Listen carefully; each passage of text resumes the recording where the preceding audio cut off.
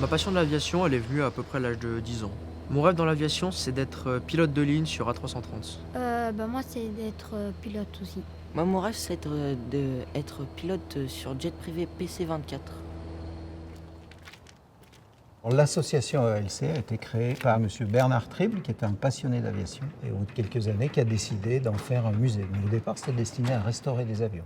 Et après, l'enrichissement des collections a été tel qu'il s'est posé la question d'ouvrir au public pour partager sa passion avec d'autres. Alors en termes d'activités autres que la visite, pour les bénévoles qui veulent devenir membres de l'association, ils peuvent pratiquer, nous aider à restaurer des aéronefs en intégrant l'équipe technique. L'organisation des stages du BIA, brevet d'initiation aéronautique, qui permet aux jeunes qui veulent apprendre à piloter d'obtenir les bourses de l'État.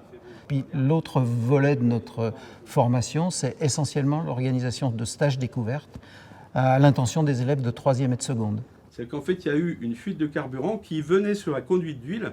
Et le carburant, lorsqu'il est... On a plusieurs activités dans le musée. Donc on fait des visites guidées, on fait que des visites guidées. Il n'y a pas de visite libre chez nous. Et l'originalité, c'est que ces visites guidées se font sans réservation. Par ailleurs, il y a une autre partie de nos membres qui s'occupe de la restauration de nos collections, principalement des avions, mais pas que. Et puis il y a aussi une partie, un petit groupe qui s'occupe de formation.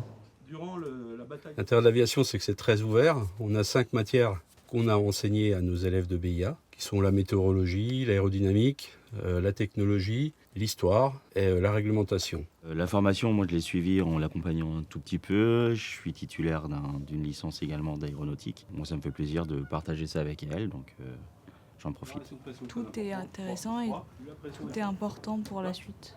Et plus tard, j'aimerais devenir pilote dans l'armée de l'air. Je suis venu ici pour avoir des connaissances aéronautiques et parce que j'aimerais bien être pilote dans l'armée après. Les intervenants sont très passionnés. Ils ont tous travaillé dans le domaine et du coup, ça permet de toujours garder le fil de notre projet. Ça permet de garder la passion.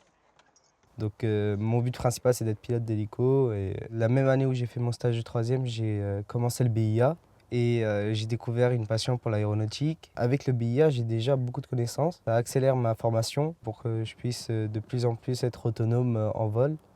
Surtout que le BIA, on pense qu'il aide que quand on va dans l'aviation, mais pas forcément. Il peut aider car il est présent dans notre dossier scolaire, donc dans tout ce qui est Parcoursup, tout ça.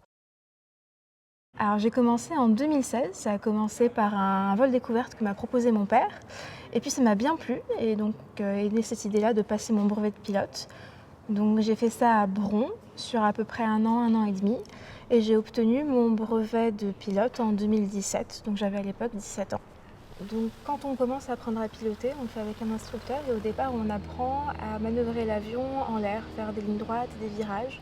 Et puis petit à petit à atterrir et à décoller. Et quand l'instructeur, au bout d'une vingtaine d'heures de vol, estime que nous sommes aptes et autonomes, il nous fait un vol solo. Donc pour la première fois, on monte dans un avion et puis on décolle tout seul et puis on réatterrit sur la planète tout seul. Pour moi, c'était un moment assez marquant parce que j'avais à l'époque 16 ans. Voilà, un grand sentiment d'autonomie, d'accomplissement. Je souhaite à tout le monde de pouvoir bénéficier du même parcours que j'ai pu avoir dans cette structure.